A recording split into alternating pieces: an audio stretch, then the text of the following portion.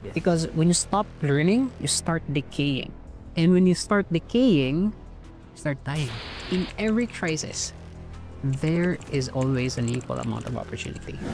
I believe yes. I believe maraming mawawala ng trabaho. Okay. And I believe that a lot of people who are not embracing growth will suffer. Less. Sobrang masasuffer talaga sila sa gagawin nilang plans for the future.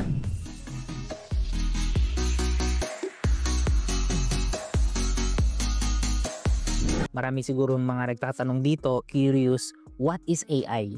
So paano may explain siya sa isang 5-year-old na grade school student kung ano yung AI? Guys, AI is like your best friend. Like, imagine nyo na lang na may best friend kayo, tapos yung best friend na yun, alam niya kung ano yung mga secrets mo, alam niya kung ano yung gusto mong malaman sa mundo, alam niya kung ano yung gusto mong malaman about what's gonna happen in the next 5 years, the next 10 years. Imagine in that way na may friend kang ganun. Like, a friend that you can ask and you can seek help, tapos mabibigay agad sa'yo. And that is simply what AI is. Like, meron ka lang malupit na friend na kayang meron kang malupit na friend that will always be there for you no matter what information you need, what advice you need, what career path you need, what skills you need. So, andun yung friend na yun. And that is AI for me. Nice, no? So, para kang meron tinatawag na assistant. No? Yeah. So, ang laki ng nakikita ko na potential sa paggamit ng AI. And tingin mo, paano to makakatulong sa mga business owners, service-based providers, brand owners, or even freelancers, yung AI sa day-to-day na work nila or day-to-day tasks na kailangan nila para sa kanilang mga businesses. So, like, if business owner ka, entrepreneur or freelancer, simple, may mga paulit-ulit na ginagawa mo eh. Like, number 1, writing scripts, copy for your content. Number 2, mga product descriptions. Number 3 would be mga design, mga pictures. Number 4 would be concept ng paano magiging smooth yung yung ads mo, yung presentations mo.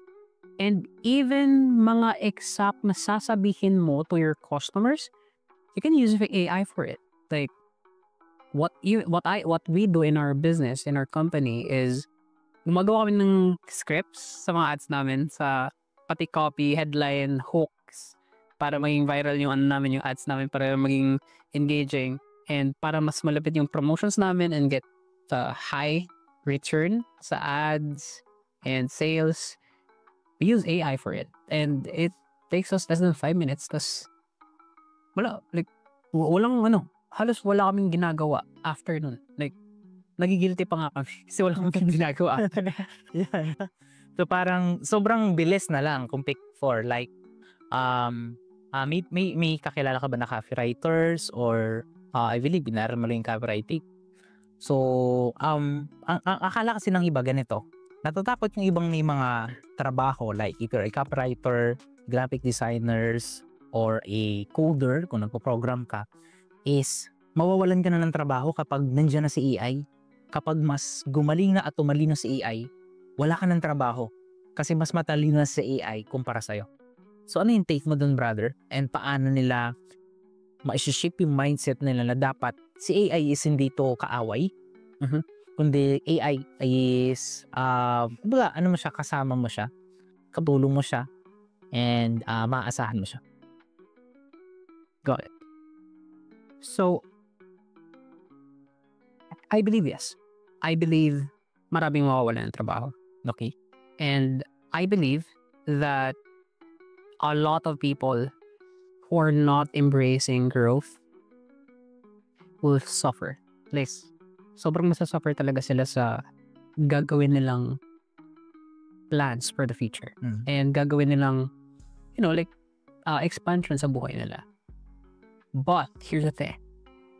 Yung mga taong nagle-leverage ng AI, yung mga businesses na nag-leverage ng AI, like they're 10xing everything they have, resources to output, to quality, everything. Pati customer service, like, pati customer experience. Nila-leverage na nila sa AI. Now, akala ng iba na pag andito na talaga si AI, like, okay, malalaunch na talaga siya, andyan na siya sa mga fast food. Kasi, imagine mo yung sa Jollibee or yung sa KFC. Yes. Nung nag-KFC tayo last time, McDonald's. nagpupili na lang tayo. Like, hindi na kinukuha yung order natin. And businesses are happy to be, like, magamit yung mga tools na yon for them to scale. And ikaw din as well, as someone na tatakot, why not you just upskill?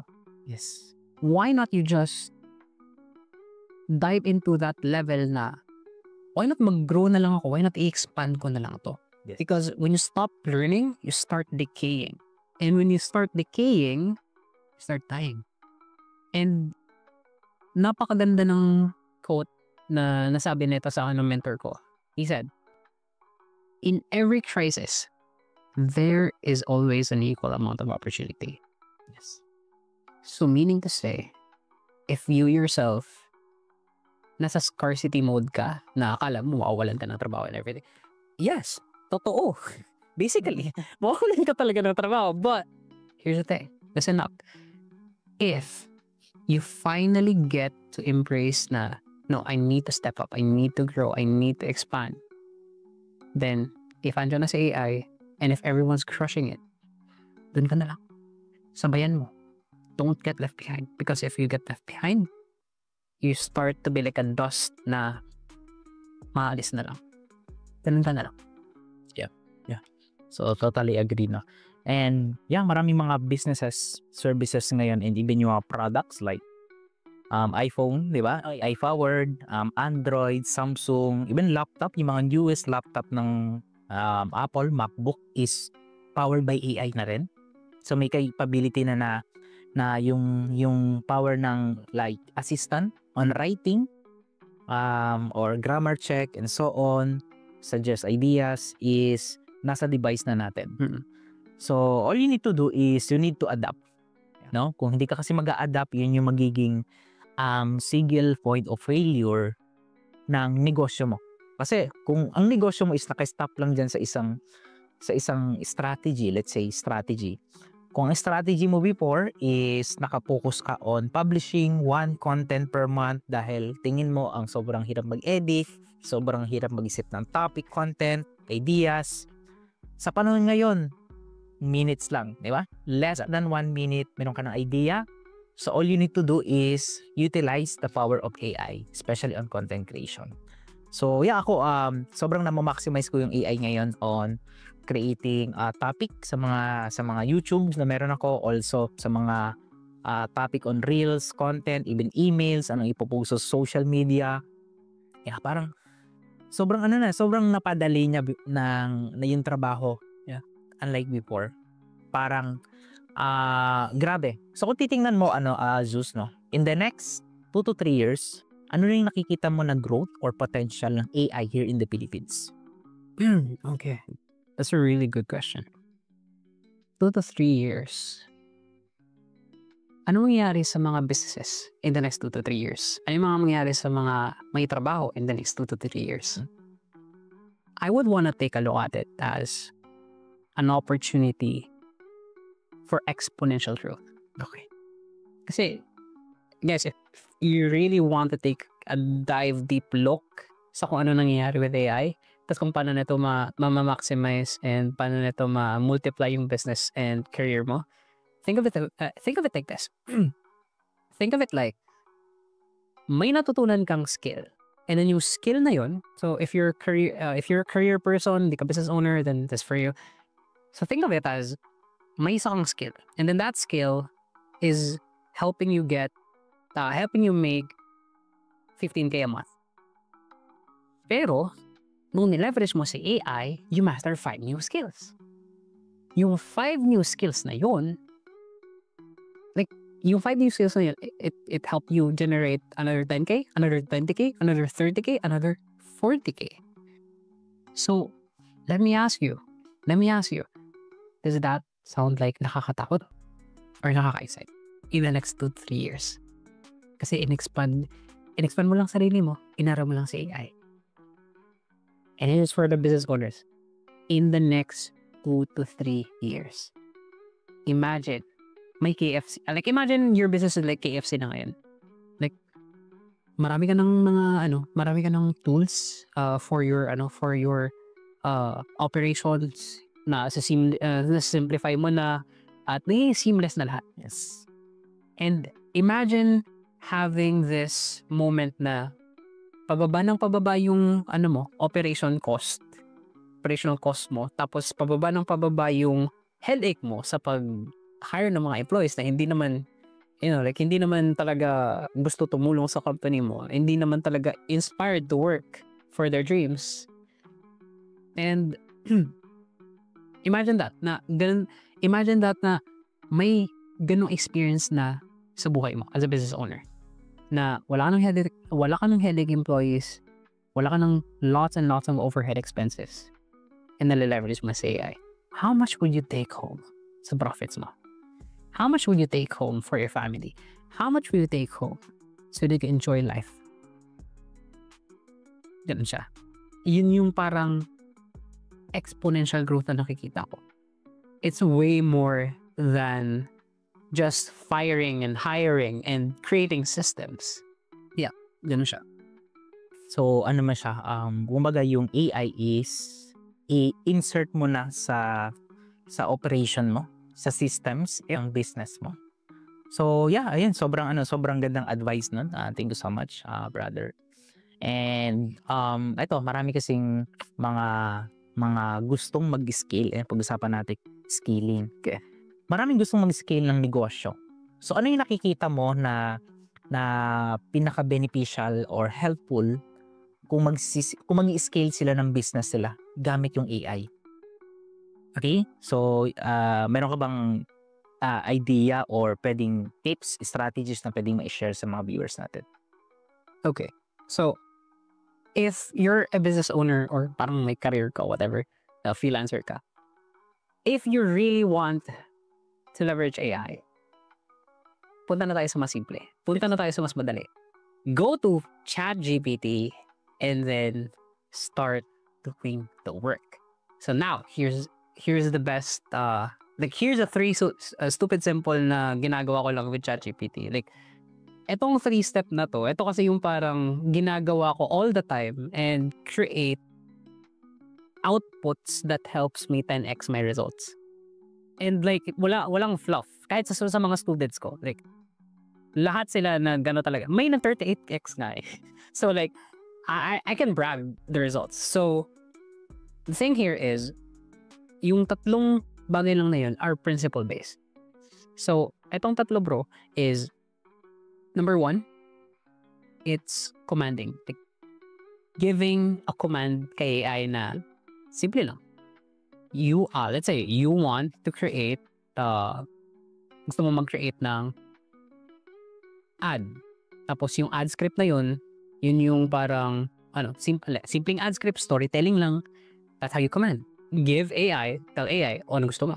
Number 2, give proper instructions. Specific and detailed instructions. Let's say, gusto mo na yung copy mo or yung script mo nakakatawa, gusto mo na nasa pool setting, gusto mo na parang party siya, gusto mo na parang may nahulog sa party, ganun yung setup, gusto mo na parang maarte yung boses ng nagsasalita sa ad.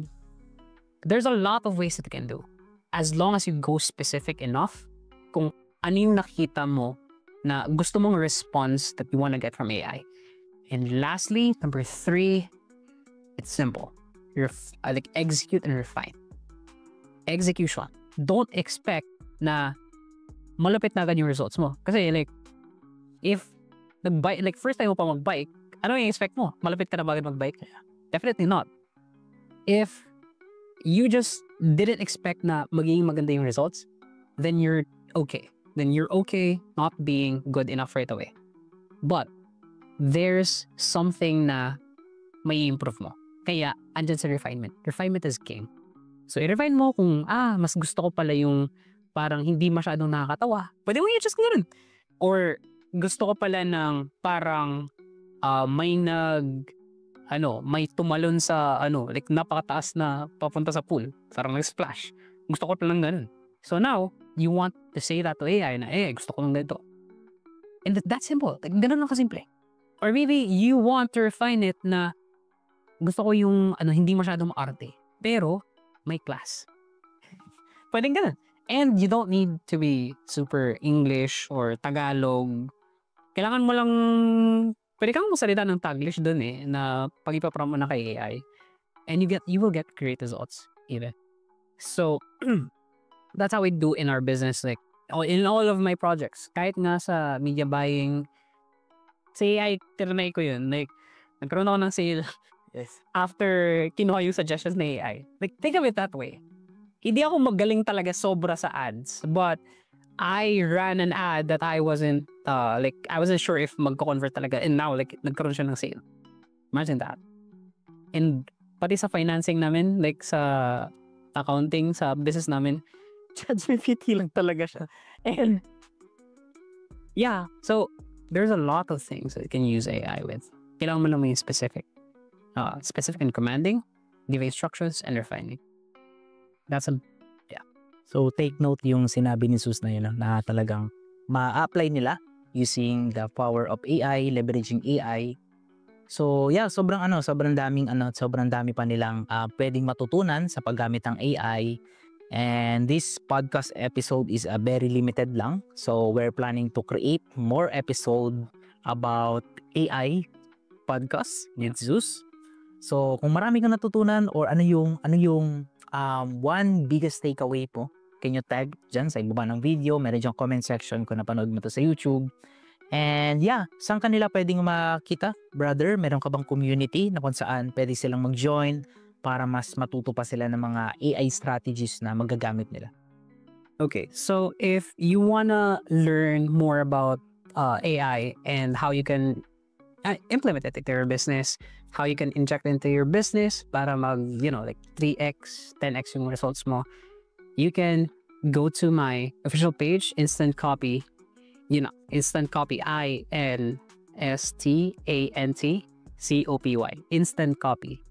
Punta ka lang dun and I have programs that will help you create high converting copy para sa business mo so that you don't have to think about your contents, kung ano mga scripts mo, hindi mo na kailangan isipin yung ads mo, yung emails mo, yung landing page, whatever. All of the writing. You don't need to hire expensive copywriters na nagko-cost ng 50K a month. So, if you wanna level up your game sa business mo, then you can go there. Alright, no, thank you so much, Zeus. Thank you. And looking forward for our next episode. So, thank you so much for watching this episode. Kung marami kang natutunan, go ahead, comment dyan sa ibaba ng video na to. Thank you so much. And I will see you on the next podcast.